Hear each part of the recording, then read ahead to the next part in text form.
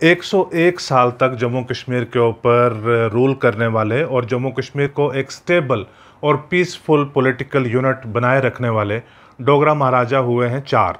और इनमें से ज़्यादातर 2 को ही ज़्यादा याद किया जाता है। एक महाराजा गुलाब सिंह को, जिन्होंने modern state of Jammu and Kashmir को तश्कील किया, इस्टेब्लिश किया, और महाराजा हरी सिंह को, जो आखिरी रूलर थे और उसके बाद ट्रांजिशन हुई सो कॉल्ड डेमोक्रेसी की तरफ से। लेकिन अगर आप मुझसे पूछें कि कौन थे सबसे बेहतर, तो मैं कहूँगा महाराजा रणबीर सिंह। हालांकि 50 चीज़ें हैं जो मैं गिन सकता हूँ, उनको एट्रीब्यूट कर सकता हूँ मॉडर्न स्टेट क्राफ्ट के ऐसे ट्रेड्स, लेकिन ये बात रही, फिर से ही कभी किसी दिन डिटेल में बात करेंगे।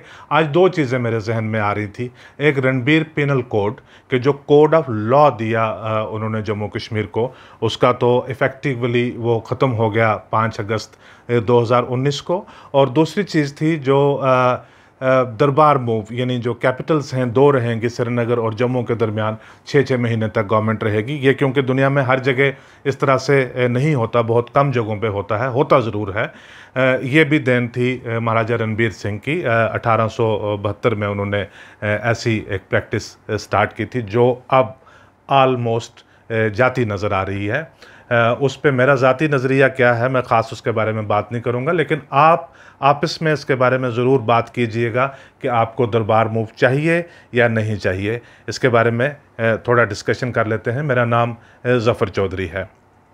148 साल के बाद चंद हफ्तों के कुछ डॉक्यूमेंट्स को एग्ज़ामिन करने पर और कुछ घंटों की बहस के बाद फाइनली एक अथॉरिटी ने, यानी अदालत आलिया ने, जम्मू कश्मीर के हाई कोर्ट ने एक 22 पॉइंट्स उभार कर सामने लाए हैं, और जिसमें बताया है कि कोई कॉन्स्टिट्यूशनल वैलिडिटी नहीं है, कोई लीगल सैंक्शन नहीं है, कोई साइंटिफिक रीज़न भी मालूम नहीं पड़ता, क्योंकि वेदर के बारे में बात की जाती थी कि वेदर शायद रीज़न रहा होगा जिसकी वजह से दरबार मूव को, प्रैक्टिस को अमल में लाया गया।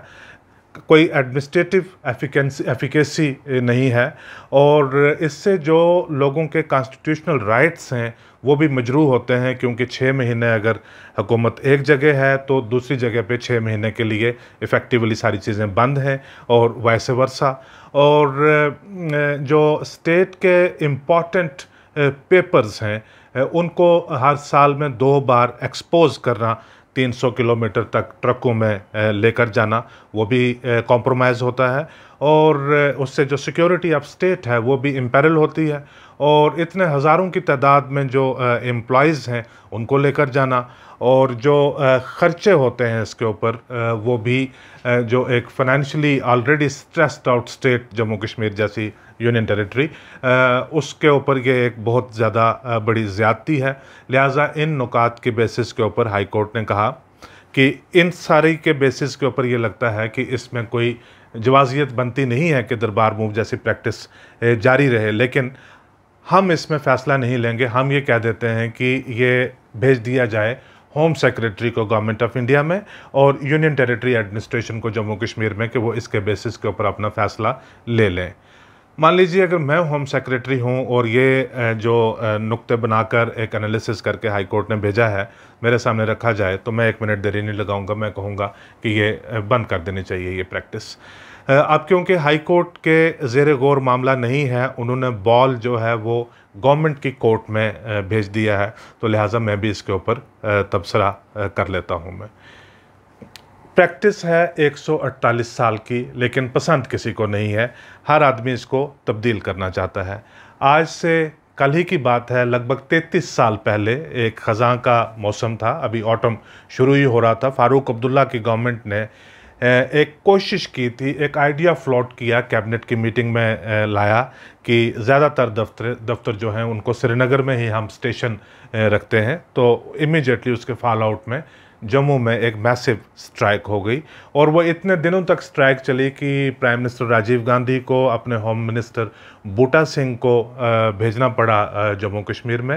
उन्होंने ये ऑर्डर रिसाइन करवाया, जम्मू के लोगों के साथ बात की, हड़ताल वापस हुई, और नवंबर के पहले हफ्ते में, पहले सोमवार को हस्बे मामूल, जैसे 100 कुछ साल से तब तक दरबार मूव हुआ करता था, मामूल के ऊपर बिल्कुल वैसे ही दरबार मूव हो गया, लेकिन अब की बार हड़ताल हो गई कश्मीर में। उन्होंने कहा कि हमारे जज्बात को ठेस पहुंची है। आपने पहले तो ये ऑर्डर करना ही नहीं था, अगर आपने किया तो आपने जम्मू वालों के सामने घुटने क्यों टेक दिए। ये डिबेट लिहाजा आज की नहीं है, ये डिबेट कई सालों से चली आ रही है।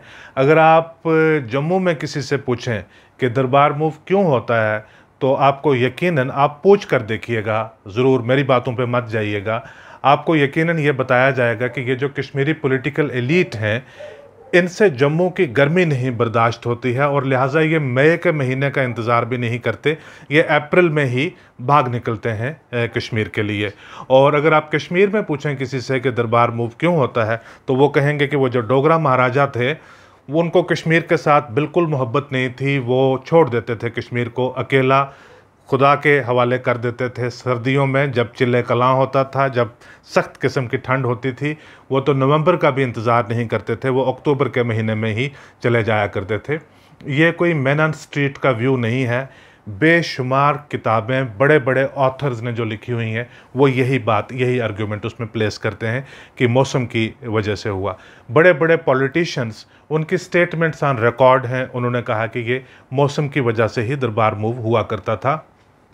आज हाई कोर्ट ने जो कागजात एग्जामिन करवा के अपना व्यू दिया है, जाहिर सी बात है कि वो कागजात भी स्टेट गवर्नमेंट ने ही सप्लाई किए होंगे, किसी थके हुए ब्यूरोक्रेट ने भी यही लिखकर भेज दिया कि हाँ जी ये मौसम की वजह से हुआ। तो इसीलिए हाई कोर्ट ने ये भी कहा कि अब तो हमारे पास जो इंडिकेशंस हैं वेदर की रियल टाइम, वो मौजूद होती हैं। ये कौन सी सेंचुरी है जिसमें हम मौसम की वजह से गवर्नमेंट को इतनी ज़्यादा तकलीफ़ दें, 300 किलोमीटर दोनों कैपिटल्स के बीच हम शटल करते रहें।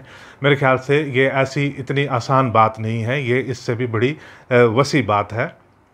असल में ये जो डोगरा महाराजा थे जिन्होंने modern state of Jammu and Kashmir बनाई थी और 101 साल जिन्होंने यहाँ पे हुक्मरानी कही थी, सिर्फ डोगरा महाराजा ही नहीं बल्कि जो वो वक्त भी है 101 साल का, उसकी हमारे पास कोई बहुत बेहतरीन, बहुत इंडिपेंडेंट, बहुत ऑथेंटिक, अनबायस्ड और वेल रिसर्च हिस्ट्री हमारे पास नहीं है।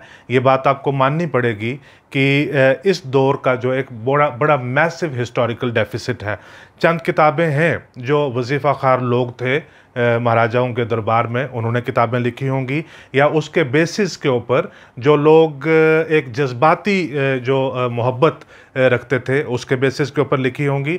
लेकिन क्रिटिकली जो स्टेट क्राफ्ट था, जो पॉलिटिक्स थी उस दौर की, जो सिस्टम जो है स्टेट के अफेयर्स किस तरह से चला करते थे, फॉरेन रिलेशन किस किस्म के थे, मिलिट्री का तरीक़ाकार क्या था, उस पर बहुत अच्छा लिटरेचर पब्लिक डोमेन में अवेलेबल नहीं है। अगर है भी तो कोई यूनिवर्सिटी की ताकों के ऊपर होगा, क्योंकि फ्रेश किताबें जो एक आपको रिफ़्रेश करती हैं, आपकी रीडिंग को एक अच्छा फ्लेवर देती हैं, वो मौजूद नहीं है।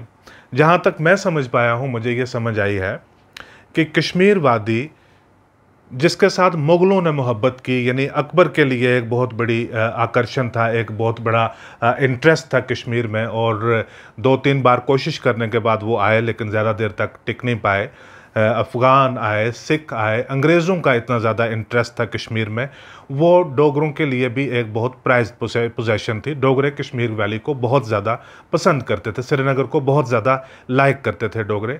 ये एक वजह है कि जो महाराजा गुलाब सिंह के बारे में मैं ये भी बता दूं कि वो शायद जो दुनिया भर में बादशाह रहे होंगे, किंग रहे होंगे, या महाराजा टाइप्स लोग जो रहे होंगे, बहुत कम ऐसे रहे होंगे जिनमें से गुलाब सिंह एक थे, जिन्होंने अपने जीते जी पावर एब्डिकेट कर दी थी अपने बेटे के हक़ में।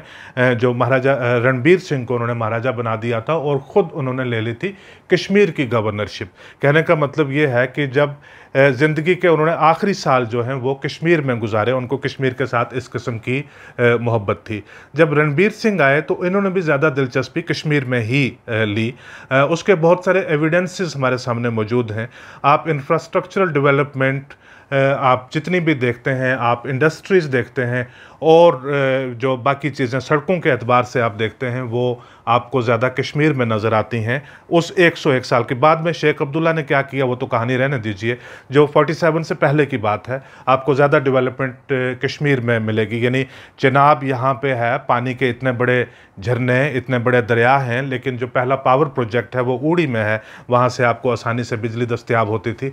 आप ब्रिटिश इंडिया में जाते थे, यानी हिंदुस्तान के बाकी हिस्सों में आप जाते थे, तो आपके जाने के लिए जो सबसे बेहतरीन पहला मोटरेबल रास्ता था वो भी कश्मीर से आप ऊड़ी जाएंगे, ऊड़ी से आप मुजफ्फराबाद जाएंगे, वहाँ से कोहाला जाएंगे और वहाँ से आगे जाकर आप रावलपिंडी में दाखिल हो जाएंगे और उधर से घूमकर आप पंजाब में या दिल्ली में भी जाना हो वहाँ पे जाएंगे।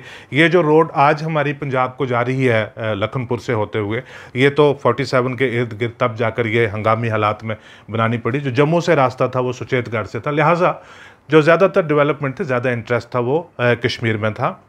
और जब एक ब्रिटिश वायसराय या गवर्नर जनरल या कोई बहुत बड़े ऑफिसर ने एक बार जब कश्मीर आना था, ये 1876 की बात है, तो महाराजा रणबीर सिंह ने एक शॉल कमीशन किया जो उनको वो गिफ्ट करना चाहते थे। ये शॉल काफ़ी देर से बन रहा था, लेकिन इस शॉल का जो बेस बनता है, सारी चीज़ें इसके लिए इकट्ठी की जाती हैं, इसको कई साल लग गए इसको शॉल को बनाने में, और ये उनको वो तोहफ़ा देना चाहते थे। ये शॉल असल में श्रीनगर शहर का मैप था, और जो श्रीनगर की जितनी भी बिल्डिंग्स थी वो इस शाल में बहुत खूबसूरत तरीके के साथ वीव की गई थी, और फ़ारसी में उनके नाम भी लिखे गए थे। इसमें भी एक अपनी पॉलिटिकल इम्पोर्टेंस भी, कल्चरल इम्पोर्टेंस भी वो शो करना चाहते थे कि श्रीनगर उनके लिए कितनी ज़्यादा इम्पोर्टेंस रखता है। अब ग्रेजुअली, क्योंकि कश्मीर की एक जो जियोग्राफिकल लोकेशन है वो इस किस्म की थी कि ट्रेड जब शुरू हो गया between central Asia and India, जब बड़े पैमाने के ऊपर सिल्क रोड की आर्टरीज सारी जो हैं वो यहाँ से गुज़रती थी, तो वो बेशुमार आप किताबें हैं वो जो उन दिनों के सारे जो इकनॉमिक रिपोर्ट्स हैं, साल में कितना ट्रेड हुआ करता था, कौन सी चीज़ें सेंट्रल एशिया से आती थी और कौन सी चीज़ें हिंदुस्तान के मुख्तलिफ हिस्सों से सेंट्रल एशिया में जाती थी। श्रीनगर बहुत बड़ी मंडी थी, श्रीनगर उस ट्रेड का बहुत बड़ा मरकज़ था। और श्रीनगर में आप बहुत सारे कश्मीरियों को, आप जो कास्ट होती है उनकी आप देखते होंगे, उनको पंजाबी बोलते हैं, यानी मुस्लिम कश्मीरी स्पीकिंग, लेकिन पंजाबी बोलते हैं। वो पंजाब से आके नहीं बसे हुए हैं कश्मीर में, वो कश्मीर से तजारत करने के लिए जाते थे हिंदुस्तान के मुख्तलिफ हिस्सों में, यानी साउथ इंडिया तक जाते थे। अब ये क्योंकि पुराना प्रोविंस पंजाब था तो उनको पंजाबी ट्रेडर कहा करता था, ये मर्चेंट कम्युनिटी, ट्रेडिंग कम्युनिटी, इस तरह से करके। या अब जब ये कश्मीर बन गया एक इम्पॉर्टेंट एंट्रीपो, एक इम्पॉर्टेंट ट्रेडिंग पॉइंट बन गया, तो आपको अटेंशन भी ज़्यादा कश्मीर में देनी थी। दूसरी चीज़ थी कि स्ट्रेटेजिक पॉइंट ऑफ व्यू से जो ब्रिटिश इंडिया एम्पायर है, ये सेंट्रल एशिया की जो डेवलपमेंट्स हैं उनको लेकर ये बहुत वेरी थे, उनको लेकर ये बहुत बड़े टेंशन में रहते थे, क्योंकि जो जम्मू कश्मीर की आप आज की जो हमारी इमेजिनेशन है, जम्मू कश्मीर ऐसा तो तब नहीं ना हुआ करता था। आज आप श्रीनगर जाते हैं तो 6-7 घंटे में आप कुपवारा से भी, बारामूला से भी, आप कश्मीर के किसी भी हिस्से से घूमकर वापस आप शाम को, सुबह निकलो तो शाम को आप वापस श्रीनगर, या देर रात आप वापस श्रीनगर पहुंच सकते हैं। तब तो गिलगित, हुंजा, यासीन, ये तो कितनी दूर दूर की टेरिटरीज थी। तो महाराजा को इस बात का ख्याल था कि जम्मू तक खबर पहुंचते पहुंचते बहुत देर हो जाएगी, लिहाजा एक प्रॉपर मैकेनिज़्म है वो श्रीनगर में होना चाहिए, और ताकि 6 महीने श्रीनगर में बैठा जाए, एक श्रीनगर और जम्मू के बीच में, कश्मीर और जम्मू के बीच में एक इमोशनल इंटीग्रेशन भी बनी रहे, लोगों के साथ तालमेल भी रहे, ट्रेड को भी कंट्रोल किया जाए और स्ट्रेटेजिक अफेयर्स को भी कंट्रोल किया जाए। बुनियादी तौर के ऊपर ये रीज़न था, ये स्टेट क्राफ्ट का एक बहुत बड़ा रीज़न था जिसकी वजह से कैपिटल इंश्योर की गई थी कि कश्मीर में ज़्यादा हो। अगर आप कैलेंडर्स देखें कि कब कब कैपिटल मूव किया करती थी, जब थोड़ा पोस्ट 1947 में तो हो गया ना कि आप अप्रैल के आखिरी फ्राइडे को आप ताले लगाएंगे यहाँ पे, और मई के पहले सोमवार को आप श्रीनगर में खोलेंगे। इसी तरह से अक्टूबर के आखिरी फ्राइडे को आप श्रीनगर में ताले लगाएंगे, और नवंबर के पहले सोमवार को आप जम्मू में खोलेंगे। ये प्री 47 में अगर आप थोड़ा पीछे चले जाते हैं तो तब सारा इस तरह से कैलेंडर जो है वो इस तरह से नहीं होता था। श्रीनगर में कई बार ज़्यादा महीने लग जाते थे, और कई बार जब स्पेशल रिक्वायरमेंट होती थी तो महाराजा और अपने उनके बहुत सारे वज़ीर, उनके बहुत सारे मिलिट्री जनरल्स, वो कई महीनों तक भी जाकर कश्मीर में रहा करते थे। ये कुछ बैकग्राउंड इस किस्म की है। अब कोर्ट में आज एक यह बात भी पूछी गई, या पहले एक बार ये जिक्र किया था कि किन सर्कमस्टांसिस में इसको दरबार मूव की प्रैक्टिस को शुरू किया गया था। क्या वो सर्कमस्टांसिस आज भी वैलिड हैं या नहीं है? जाहिर सी बात है आज वो सर्कमस्टांसिस वैलिड नहीं है, या उस किस्म का जो आपके पास लेजरली टाइम हुआ करता था या रिसोर्सेज हुआ करते थे, जाहिर सी बात है आज नहीं है। और 22 पॉइंट्स जो या 20 पॉइंट जो हाई कोर्ट ने आज उजागर किए हैं कि इनके बेसिस के ऊपर लगता है कि ये अवाम के इंटरेस्ट में दरबार मूव की प्रैक्टिस कंटिन्यू करना बहुत ज़्यादा बेहतर नहीं है, उनमें से एक भी जो फैक्टर है वो डिस्प्यूटेबल नहीं है, वो सारे के सारे वैलिड हैं। ये बात बिल्कुल सही है कि रिसोर्सेज के ऊपर भी ड्रेन होता है। आपको 10 दिन के लिए साल में 2 बार गवर्नमेंट को कम्प्लीटली शट डाउन करना पड़ता है, आपको इतने रिकॉर्ड्स को मूव करना पड़ता है। लेकिन अब मामला ये है कि इसका सॉल्यूशन क्या है। स्टेटस को जम्मू कश्मीर में हमेशा हर फ़र्द ने, हर शख्स ने, या हर सोशल या पॉलिटिकल यूनिट ने चाहा है कि वो तब्दील होना चाहिए। अब वो जब तब्दील होना चाहिए, वो ये क्योंकि उसके पीछे हमारे जो पॉलिटिकल डायनेमिक्स, सोशल डायनेमिक्स कुछ इस किस्म के हैं कि हमारी ज़िंदगी सारी सस्पिशन के बेसिस के ऊपर है। हमें लगता है कि ये जो चीज़ हो रही है इसका मुझे नुकसान है, दूसरे को फ़ायदा हो रहा है, लिहाजा इसको तब्दील करवाते हैं, उसका तो फ़ायदा ख़त्म होगा, शायद मुझे फ़ायदा होना शुरू हो जाए। कुछ महीनों के बाद पता चलता है कि वो तो अपने यहाँ ठीक से बैठा हुआ है, लेकिन मुझे ही थोड़े सारे उसके नुकसानात होने शुरू हो गए। तब जाकर कहते हैं, तो कहते जी अब ये तो तब्दील नहीं किया जा सकता है। जाहिर है कि जब हाई कोर्ट में डिस्कशन चल रही थी, उन्होंने किसी भी सेंटिमेंटल इशू को फैक्टर इन नहीं किया। उन्होंने एडमिनिस्ट्रेटिव, लीगल, कॉन्स्टिट्यूशनल, साइंटिफिक सारी वो चीज़ें उन्होंने फैक्टर इन की थी। लेकिन सॉल्यूशन क्या जम्मू कश्मीर ही यूनिक है जहाँ पे ऐसी एस्पिरेशंस हैं, इमोशनल रिक्वायरमेंट्स हैं, कल्चरल रिक्वायरमेंट्स हैं कि इस तरह से होनी चाहिए? दुनिया में तो बेशुमार एग्जांपल्स हैं। साउथ अफ्रीका में 3 कैपिटल्स हैं, यानी अनगिनत एग्जांपल्स आपको दुनिया के मुख्तलिफ हिस्सों से मिलेंगी जहाँ पे इस तरह से हो रहा है। लेकिन हमारे मुल्क में भी जम्मू कश्मीर अकेला नहीं है, इस स्केल पे नहीं, लेकिन किसी छोटे स्केल पे कैपिटल का जो तबादला है इस तरह से वो महाराष्ट्र में होता है। महाराष्ट्र में 1953 का पैक्ट है जिसको नागपुर पैक्ट कहा जाता है, देख लीजिएगा इसके बारे में। महाराष्ट्र में मुंबई प्रॉपरली कैपिटल है, लेकिन नागपुर में लेजिस्लेचर का सेशन कम से कम 6 हफ्ते के लिए अनिवार्य है, यानी मैंडेटरी है, वहाँ पे आपको करना पड़ेगा। और सिस्टम सारा मूव करता है नागपुर के लिए, ऑब्वियसली जितना जम्मू और श्रीनगर में करता है इस स्केल पे नहीं करता। जो रिक्वायरमेंट की चीज़ें होती हैं आप लेजिस्लेचर के लिए वहाँ पे जाते हैं। मोस्ट रिसेंटली 2017 में हिमाचल प्रदेश ने फैसला लिया, कैबिनेट का डिसीजन है कि धर्मशाला सेकंड कैपिटल रहा करेगी हिमाचल की। पहली कैपिटल शिमला है और दूसरी कैपिटल धर्मशाला रहेगी। वहाँ पे मिनी सेक्रेटरीट वगैरह इस्टेब्लिश करके सारी चीज़ तैयार कर दी, जहाँ पे मिनिस्टर्स, कमिश्नर्स वगैरह सब लोग आकर बैठ सकते हैं। और ज़्यादा रिसेंटली इसी साल जनवरी में करनूल, विशाखापट्टनम और अमरावती के ये 3 कैपिटल्स रहेंगी आंध्र प्रदेश की। ऐसा आंध्र प्रदेश में लेजिस्लेशन जगन मोहन रेड्डी की गवर्नमेंट ने लाया है वहाँ पे। लिहाजा ऐसी इमोशनल और कल्चरल रिक्वायरमेंट्स मुल्क में बहुत सारी जगह हैं। लेकिन हमारे पास मध्य प्रदेश जैसी लार्ज स्टेट्स हैं, उत्तर प्रदेश जैसी लार्ज स्टेट्स हैं।